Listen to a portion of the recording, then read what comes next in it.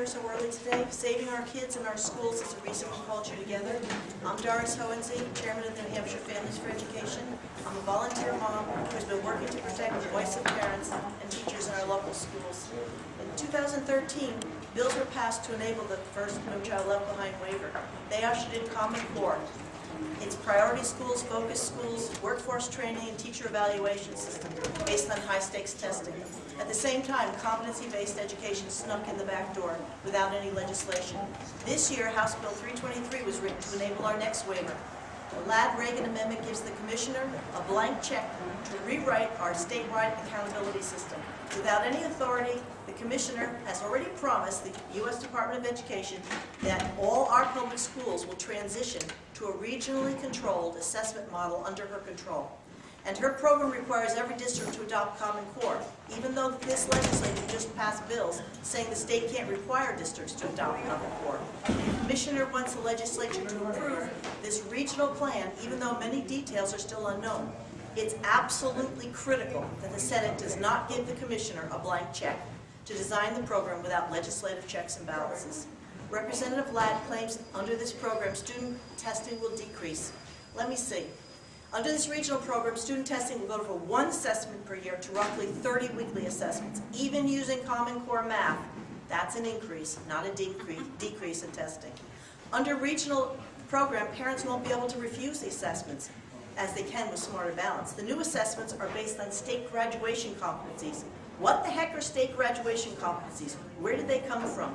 No legislative authority. They just snuck in the back door again through the waiver, and the Commissioner wants to run with them, unless she's blocked by this legislature. If your child doesn't complete any of these state graduation competencies, he does not move forward. There is no reason to enable a program sight unseen, especially when parents can't even refuse the assessment. Is that why the Commissioner is so motivated to put them in place? To prevent parent refusals? School districts must be approved by the Commissioner to get into this new program. Districts must adopt Common Core math, English language arts, along with the new science standards that haven't even been adopted by the state. This legislature just recently voted the state can't require this Common Core, but the Commissioner says the program is voluntary. If a district wants the program, it must voluntarily accept Common Core. Will the state lose funding if every district doesn't voluntarily adopt Common Core? The Commissioner claims these new assessments are locally designed, but the district must work regionally with other districts to develop the so-called local assessments, along with a couple of federally funded nonprofit organizations. These assessments use the Smarter Balance protocols, and the final product has to be approved by the states. And even the grading is done regionally. That's not local control. Clearly, it's a regional program designed to shut down local control. The Commissioner wants the legislature to forget about due diligence, just enable her program that hasn't been designed or tested. Remember when the Commissioner told us about evidence-based and data-driven? Where's the evidence?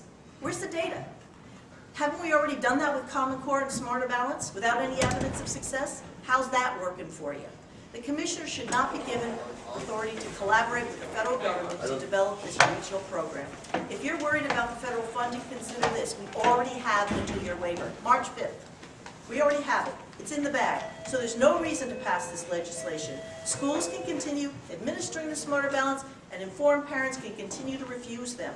Senator Reagan and Representative Ladd's amendment is bad. It abdicates legislative authority and undermines local control. Senator Avard and Representative Hoell have a better amendment. It protects parent refusals. It enables the local districts to have their own assessment plans. If the department wants a new program, she needs to accumulate her evidence, return with a finished product, and present her evidence to get approval. That's reasonable. At this time, I'd like to introduce Representative Hoell to describe his amendment. Good morning, Representative Hoell. The amendment is simple. Currently, the proposed language in the bill institutes a PACE program. The amendment removes the PACE program. This is an untested program.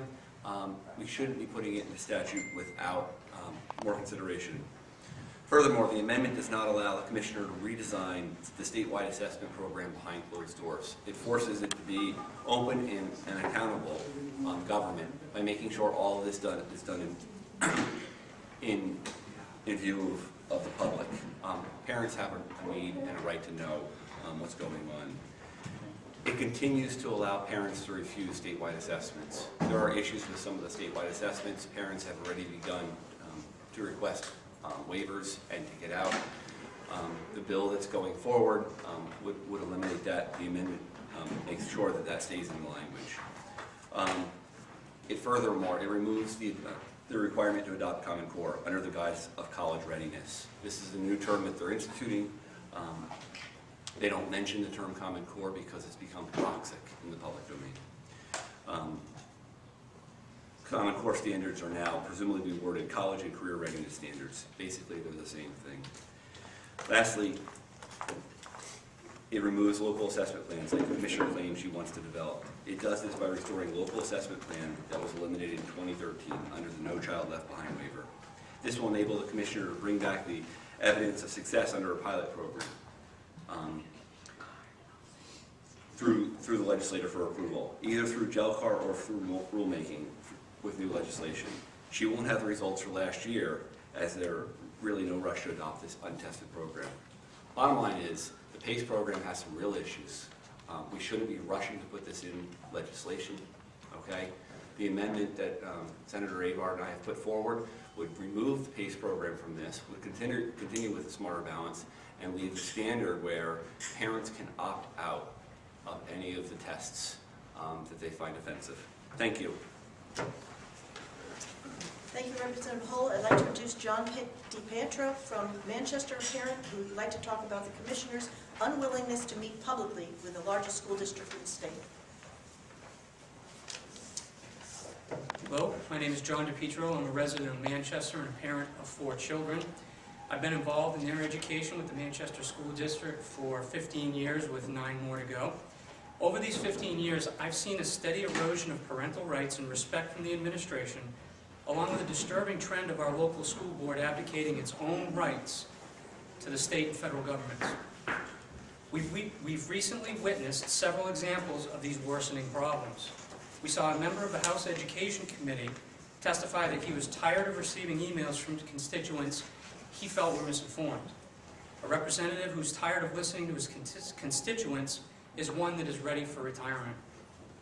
We saw the Manchester School District switch its position on the Smarter Balance assessment because they were afraid of losing federal funding. A school board that votes out of fear rather than in the best interests of its children is one that has let the tumor grow too large. And we saw the Commissioner of Education refuse to meet with the state's largest school district. A commissioner who says that a public meeting rarely accomplishes the kind of meaningful conversation necessary to support students and families in these complex times is a public servant who doesn't understand that she works for us and not vice versa.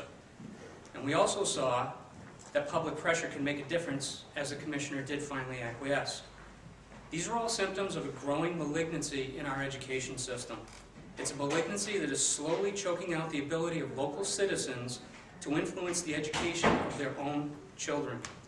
The more we allow federal and state strains in the form of one-size-fits-all standards and excessive standardized testing, the more we entangle ourselves, our teachers, our administrators, and our school boards. We can't cut this tumor out with a single operation, but we can at least start to shrink it. The Hoell-Avard amendment is the right treatment for this disease right now, and I urge the committee to support it. Thank you. Thank you, John. I'm pleased to introduce former State Rep Jane Cormier to talk about defending your right to refuse the Common Core assessments. Thank you.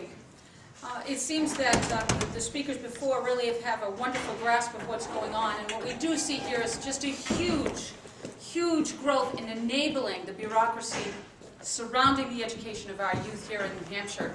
And nothing could be more against the tradition of New Hampshire education, which should be local control at all costs.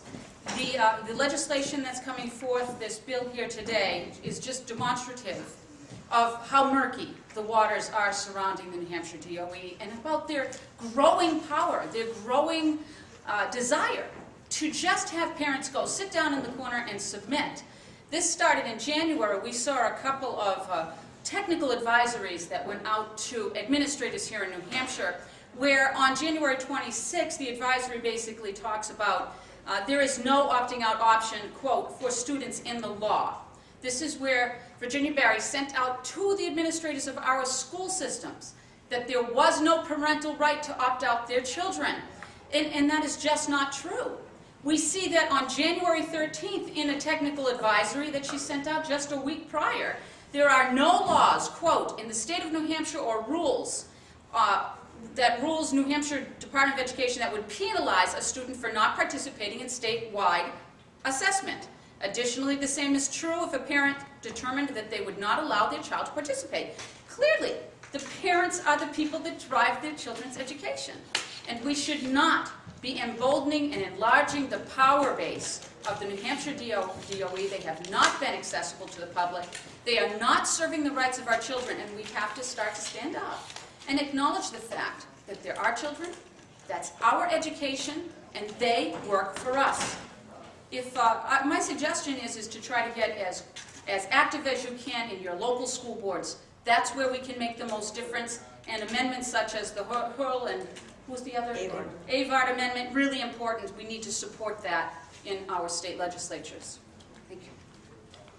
Thank you, Jane. I'd like to introduce Laura Lalazim, a parent from Londonderry, to speak to you about the lack of transparency about the waiver renewal process. Good morning, I'm Laura Lalazim, and I'm the mother of 5 kids who are all school age. I've been paying a lot of attention to this issue, and this year the ESA waiver was put together at the very last minute and really left no opportunity for public comment, questions, and input. Despite 2 bills that would have required hearings and repeated requests from New Hampshire parents, there were no public hearings. There was a sort of online survey by SurveyMonkey, apparently made available through the Department of Education website, but I certainly didn't hear about it in the few days it was available, and I can assure you I'm paying much closer attention than the average concerned parent. One would have had to go looking for this survey and been lucky enough to catch it in the laughably short window of opportunity. Why the lack of transparency and why the rush? Why has the Department of Education crafted a waiver that vastly increases their own power and that of the unelected Commissioner of Education over the lives of New Hampshire students and their families? Could it be that the outcry from parents and some brave teachers has startled them? Could it be that the response of many parents who firmly rejected the smarter balanced assessments for their children has threatened plans for privacy stomping, insecure, nationwide data distribution, and the sticky web of incentives that go along with it? The Commissioner and some members of the Board of Education have made clear that they are on board with the Federal Department of Education's plan to barcode and sort our children to be cogs in the workforce machine of the future, whether parents agree or not. This new scheme to circumvent legislative approval is designed to make an end run around parents who are motivated to refuse. New tests, if this bill passes, and as the previous speakers mentioned, will be onerous, constant, and unavoidable. I urge our elected leaders not to vote away their statutory authority on this matter. I respectfully ask the Senate to adopt the Hoell-Avard amendment to SB 323 or vote no on the bill in its entirety in order to preserve parental rights and a system of educational oversight that is responsive to the citizens of New Hampshire. Thank you, Laura. I'd like to introduce Jody Underwood, Chairman of the Croydon School District Board, and I'd like to talk to you about the situation in her town.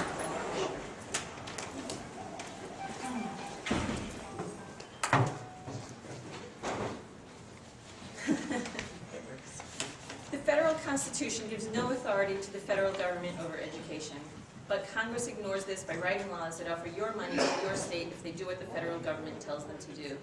That's what the PACE program is about. It has everything to do with money and control and very little to do with education. The state constitution says that seminaries and public schools are to be treated the same way. Since the state can't fund, operate, or regulate seminaries, it can't do those things for public schools either. But state legislature ignores this by passing laws that are not just unconstitutional, but also inconsistent with each other. So if you obey law X, you disobey law Y. This allows the State Board of Education to cite laws or parts of laws that it likes and to ignore those that it doesn't like. I chair the Croydon School Board. We have just instituted school choice that includes private schools. I've personally witnessed the Board of Ed offering to bend and even break laws to get what it wants. which is to eliminate the ability of parents to exercise any meaningful control over how their children are educated. This puts school boards like mine in an impossible position. In theory, we're supposed to do whatever the Board of Ed tells us, but in practice, we're required to do what's best for parents, children, and taxpayers. Here, theory and practice are 180 degrees apart. So what are we supposed to do? One way to think about it is this. If the legislature is willing to ignore the Constitution when that suits its purposes, and if the Board of Ed is willing to ignore the legislature when that suits its purposes, why shouldn't school boards just ignore both of them? But there's a bigger issue at stake here, where the law was once seen as a way to organize society with the consent of those being organized. It is increasingly seen as a way for some groups to impose, to force their personal preferences on other groups. Today it's about education, but on other days it's about food, drugs, guns, marriage, and healthcare, to name a few. The law is no longer something to be obeyed because it's just, but something to be ignored whenever possible because it's unjust. HB 323 promises to continue this erosion, and that's why it must be voted down. But if it's passed, parents and districts should opt out of such programs and actively ignore it. Thank you, Jody. Finally, I'd like to introduce Michelle Lavelle, a parent in Wyndham, to wrap up our discussion on House Bill 323. And I'd like to also point out that we're submitting 1,200 signatures to the House Senate Education Committee on parents who do not want this program. Good morning. My name is Michelle Lavelle, and I am the Director of School Choice for New Hampshire. HB 323 is a very critical bill, as it is tied to the No Child Left Behind waiver, as many other people have already said today. This waiver is the agreement that the State Department of Education makes with the U.S. DOE so the state can have flexibility from some of the more punitive aspects of No Child Left Behind's mandates. It also commits New Hampshire to contractual agreements with the feds for the next 3 to 4 years. This waiver drives all the state mandates to local school districts, such as the adoption of college and career readiness standards, which is just another name for Common Core and the aligned assessments. Common Core and the oppressive Smarter Balanced assessments have been very controversial over the last few months. So why should the Senate commit to more untested programs? The New Hampshire Department of Education already submitted their waiver application, but it is not yet formally approved. That brings up another question. Why is New Hampshire creating legislation that would bind the next legislature and our schools before the waiver is formally accepted? This is backwards and poor legislative strategy. This top-down approach to education skews accountability so that the local districts are more concerned with compliance to state and federal rules than to local taxpayers and parents. In truth, the No Child Left Behind waiver has strings attached and turns New Hampshire into a puppet for the U.S. DOE. These strings are woven throughout House Bill 323, especially the current version as passed on the House floor. This amendment, written by Representative Rick Glad, was rushed through the chamber on a busy session day and not given a thorough public vetting. This is the version currently before the Senate Education Committee, and it has many flaws. It continues the over-testing of our students. It specifically includes the performance assessment for competency education called PACE, which is only in the pilot stages in 4 districts. There is no evidence that it is successful and therefore should not be written into state statute. The department will require certain readiness criteria, which is just a vague way of referring to college and career readiness standards, again, also known as Common Core, to be forced into this program. It gives broad powers to the State Department of Education that would enable them to develop criteria and an approval process to determine which school districts may use an alternative assessment, all without any checks and balances by the legislature. Because PACE is an integrated assessment program, parents would not have any opt-out choice. 2 very different amendments have been put forward to address these serious problems. One co-authored by Representative Rick Glad and Senator John Reagan, and one by Representative J.R. Hoell and Senator Hoell-Avard. They are very different, as this chart clearly shows. Unfortunately, the Ladd-Reagan amendment does not fully address the multiple problems found in House Bill 323. The Ladd-Reagan amendment removes PACE, and nominally reduces testing in elementary grades at best.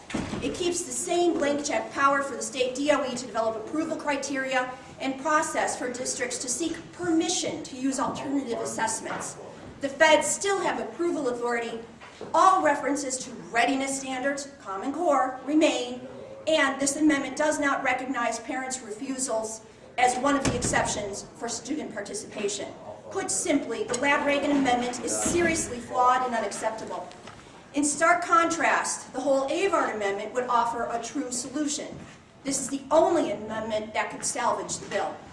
This amendment significantly reduces testing at all grade levels. It removes references to readiness standards, Common Core standards, does not give the state DOE power to create new criteria and an approval process for districts to use alternative assessments. It also does not require federal approval for those choices. Finally, it specifically recognizes parents' rights to refuse their child's participation in these assessments. According to a letter dated March 5, 2015 from the U.S. DOE, New Hampshire already has a 2-year approval process waiver, and it specifies that statewide use of PACE at every single grade level. Only the Hoell-Avard amendment would give local school districts an option to use an alternative assessment and give parents an opt-out. House Bill 323, as written, and with the Ladd-Reagan amendment, gives the illusion that PACE is state approved and legitimizes the New Hampshire DOE's backroom deals with the feds. Unless the Hoell-Avard amendment can be passed, HB 323 must be killed. Testing is not teaching. Our children's education should not be based on failed education reform experiments. We should not relinquish control of our schools to state and federal agencies who are remote and inaccessible to the public. The Senate should respect the checks and balances built into our political system and not abdicate their very important role of reining in the state DOE, which is just an extension of the executive branch. Parents' rights must be respected. New Hampshire's children deserve better. Please tell every senator that only the Hoell-Avard amendment is acceptable. Unless they are willing to support it, HB 323 must fail. The Senate Education Committee will meet in room 103 immediately behind me starting at 9 o'clock. They are expected to discuss and vote on this bill, HB 323, along with a few others.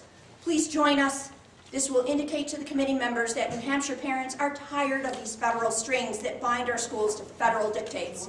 Together, let's save our kids. Thank you for joining us today.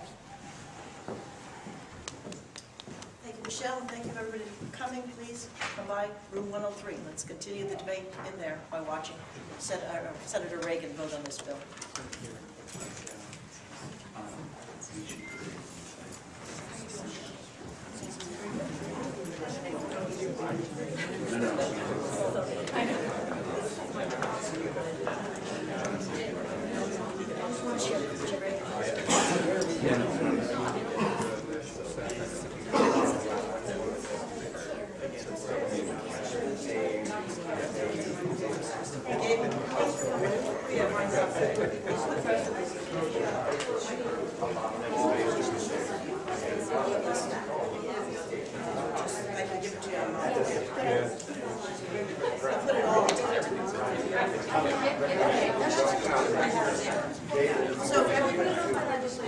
Can I give you my business card? Sure. Yeah.